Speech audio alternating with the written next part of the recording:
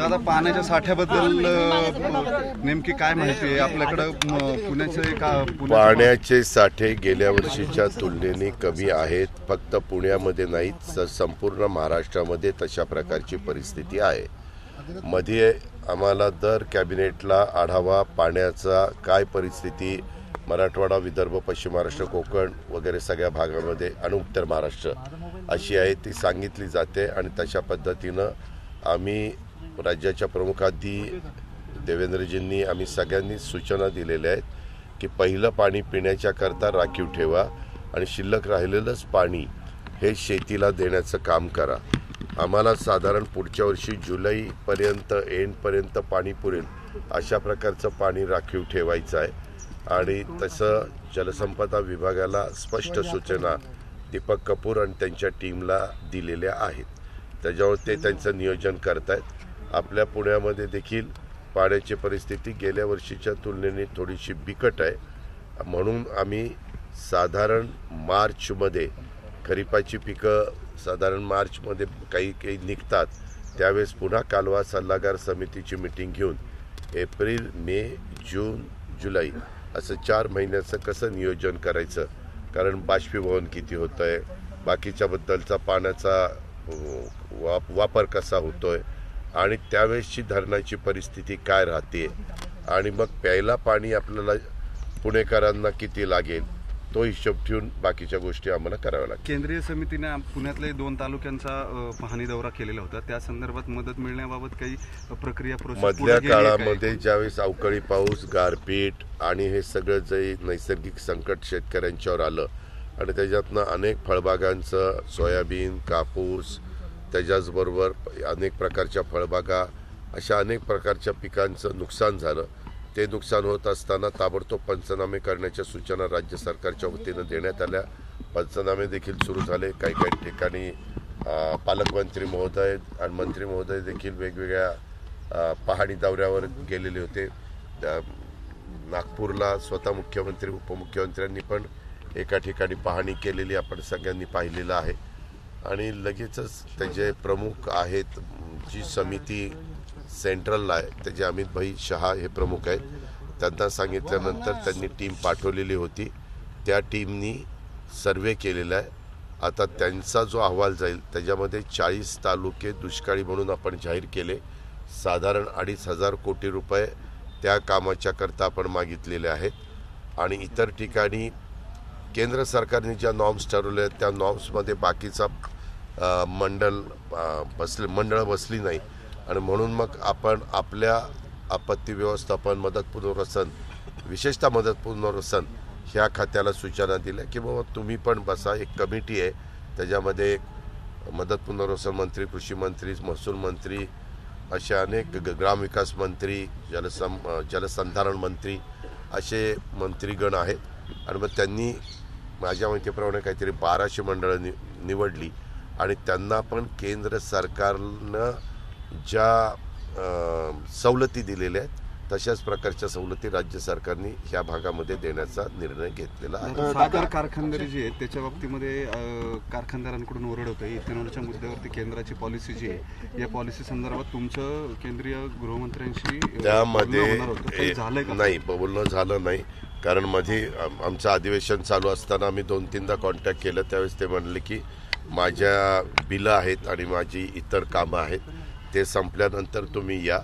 आम्ही त्यांच्या निरोपाची वाट बघतो. पण ज्यावेळेस भोपाळला आमचं तिघांचं बोलणं झालं, म्हणजे CM आणि दोन्ही DCM आणि स्वतः अमित भाई, त्यावेळेस त्यांनी म्हणले की मी काही प्रमाणात तोडगा काढतो. तोडगा 25 ते 30% निघालेला आहे. त्याच्यावर तुम्ही बातम्या पण लावल्या की इथेनॉलला पुन्हा परवानगी दिली. परंतु त्याच्यामध्ये त्यांनी साधारण किती टक्के, तर ज्यांनी 3 कोटी सिरप टू इथेनॉलचं करार केलेला होता ऑइल कंपन्यांशी, त्यांना आता आलेत 75 लाख ते 80 लाखापर्यंत, म्हणजे साधारण 25-30% आलं आहे. त्याच्यातून प्रश्न सुटत नाही. म्हणून पुन्हा आम्हाला त्या कामाच्या करता आणि इतर पण अनेक 5-6 कामं आहेत त्या सगळ्या कामाच्या करता जावंच लागणार आहे. माझ्या माहितीप्रमाणे लवकरच तारीख मिळेल आणि तारीख मिळाल्यानंतर संध्याकाळी जाऊन आम्ही रात्री परत येऊ. दादा एबीपी माझा आणि सी वोटर कडून जो एक सर्वे करण्यात आलेला आहे राज्यभर लोकसभेच्या निवडणुकीच्या पार्श्वभूमीवर, त्याच्यामध्ये महाविकास आघाडीला जास्त सीटं मिळताना दिसत आहेत. त्याच्यामध्ये 26 ते 28 महाविकास आघाडी आणि भाजप 19 ते 21 अशा पद्धतीने तो सर्वे आहे. आपल्याला माहिती आहे या सर्वेला काही आधार नसतो. विधानसभेच्या 5 राज्यांच्या निवडणुकीचे सर्वे आपण आठवा आणि निकाल काय झाले ते पण आपण आठवा. ह्यामध्ये तुम्ही किती लोकांना, काही जर 10,000ला विचारतात, 25,000ला विचारतात, 50,000ला विचारतात, 60,000ला विचारतात. आता ते विचारत असताना कुठल्या भागातला सर्वे झालेला आहे त्याच्यावर ते सगळं अवलंबून आहे. आणि त्यांनी सर्वे केलेला असला तरी देखील आम्ही तिन्ही पक्ष मिळून महायुती केलेली आहे. आम्ही त्याची काळजी घेऊ आणि अजूनही आमच्या हातात काही काळ आहे. त्याच्यामध्ये कुठं आणखीन कसं वातावरण हे महायुतीच्या बाजूला झुकेल अशा प्रकारचा प्रयत्न मनापासून आम्हाला. दादा पण एबीपी माझा आणि सी वोटरचा जो सर्वे बऱ्याचदा खरा ठरलेला आहे. सांगितलं ना की आम्ही आमचं काम करू. कांदा निर्यातीच्या बाबतीत असे काय सांगितलं की त्याच्यात तोही विषय अमित भाईंच्याकडे आहे. अमित भाईंकडे एकूण 6 विषय आहेत. त्याच्यात कांदा आहे, त्याच्यात इथेनॉल आहे, त्याच्यात विकास मंडळ आहेत, विदर्भ, मराठवाडा, उर्वरित महाराष्ट्र. त्याच्यामध्ये असे काही एक माईनचा विषय आहे. असे 6-7 विषय आहेत. त्याच्यामध्ये आम्ही तो विषय तिथं घेतलेला आहे. त्यांनी काय म्हणावं तो त्यांचा अधिकार आहे. वंचित मी प्रत्येकाच्या प्रश्नाला उत्तर द्यायला बांधील नाहीये. वंचित तुमच्या सोयीनुसार तुम्ही म्हणताय काम करायची, म्हणजे काम करायला वेळ आहे तुमच्याकडे अजून. आता तुम्हाला तुमच्यासाठी आनंदाची बातमी म्हणजे वंचित महाविकासच्या विरोधामध्ये 48 जागा लढवणार आहे. म्हणजे मला त्याबद्दल तुम्ही तुम्ही आता काही अंदाज करू नका. तुम्ही काही ज्योतिषी नाही, मी पण काही ज्योतिषी नाहीये. शेवटच्या क्षणापर्यंत ह्या गोष्टी चालत असतात, हे आपण लक्षात घ्या. पहिल्यांदा महायुतीचे पंतप्रधान पदाचे उमेदवार नरेंद्र मोदी साहेब आहेत. समोर कोण पंतप्रधान पदाचे उमेदवार आहेत ते पहिलं सांगा. जर तुम्ही पहिलं पंतप्रधान पदाचे उमेदवार दुसऱ्या बाजूचे सांगू शकत नाही, जे येतील प्रत्येकाला उभं राहायचा अधिकार आहे, सांगतील, जनता जनार्दन तुलना करेल. तुम्ही पण तुलना करा की मोदी साहेब पाहिजे की ते व्यक्ती पाहिजे, आणि तुम्ही पण कुठं बटन दाबाल त्याचा आत्मचिंतन आपण करा. शेवटी आज मी खरोखरीच सांगतो, मी स्पष्ट बोलणारा कार्यकर्ता आहे.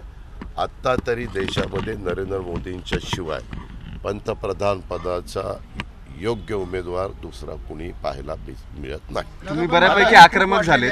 तुम्ही म्हणता बरोबर आहे. नाही, ठीक आहे ना. ह्याच्या संदर्भात वेळोवेळी गॅस सिलेंडरच्या किमती कमी करण्याचा प्रयत्न त्या ठिकाणी झाला. इतर पण बाबतीमध्ये शेतकऱ्यांना 6,000, त्यांनी 6,000, आम्ही असं 12,000चं पॅकेज वर्षाचं त्या ठिकाणी दिलं. 0% व्याजाने पीक कर्ज आम्ही दिलं.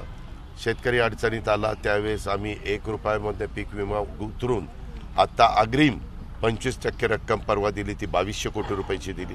आता पुढचे पण पैसे इन्शुरन्स कंपनीच्या संदर्भात एक्झॅक्ट आपल्याकडे आकडेवारी रब्बीची येईल.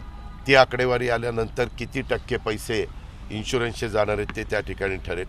आता तुम्ही वेगवेगळ्या प्रकारचा प्रपोगंडा करत असतात, त्यामध्ये देशाचं हित कुणाच्या हातात योग्य पद्धतीने राहील, कोण देशाची सुरक्षितता मजबूतीनं करू शकेल, जागतिक पातळीवर देशाचं नेतृत्व करत असताना ह्या देशाची प्रतिमा उंचावण्याचं काम हे कोण करू शकेल, ह्या सगळ्या गोष्टी असतात.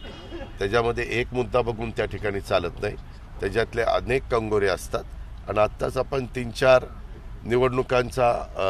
राज्यांच्या निवडणुकांचा अनुभव घेतलेला आहे.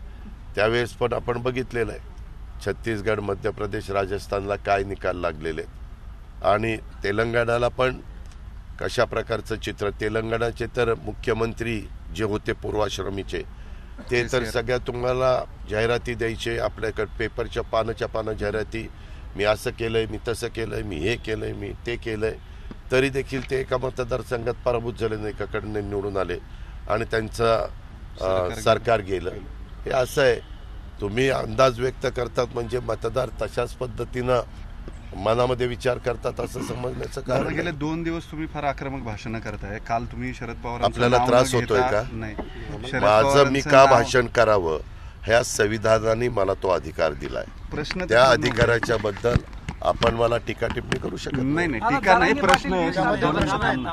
प्रश्न आहे. तुम्ही पवार साहेबांचं नाव घेतलं नाही थेट, पण काल असं स्पष्ट म्हटलात की आता इथून पुढे माझं ऐकायचंच. हा तुमचा आता कमांडिंग स्टँड आहे का? मी माझ्या मतदारांशी मी काय बोलावं तो माझा अधिकार आहे. नाही, मी तुम्हाला अन्वयार्थ सांगितलं त्याचा- का तुम्ही माझं ऐकू नका. मी त्यांना आव्हान केलंय तुम्ही माझं ऐकायचं, आणि तो माझा कार्यकर्ता आहे. मी मतदारांना नाही आव्हान केलं, माझ्या कार्यकर्त्यांना केलं, आणि तेवढं माझं कार्यकर्त्यांशी जिव्हाळ्याचे संबंध आहेत. दादा पुण्यात 20 भविष्यात तारखेला जरांगे पाटील पायी मुंबईच्या दिशेने येत आहेत, ट्रॅक्टर वगैरे असं त्यांनी आवाहन त्याबद्दल केलं. मुख्यमंत्र्यांच्या स्तरावर उपमुख्यमंत्र्यांच्या इव्हन काल देवेंद्रजींनी पण त्यांना आवाहन केलं.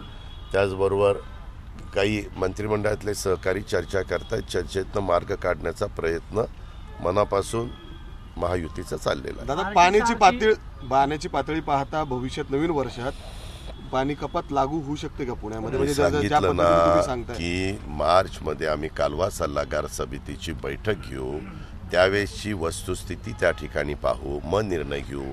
आत्ता काहीतरी बोललो की लगेचच ब्रेकिंग न्यूज सुरूच कराल आणि पुढेकर लगेचच काळजीमध्ये पडतील. कशाला त्यांना काळजीत पाडता?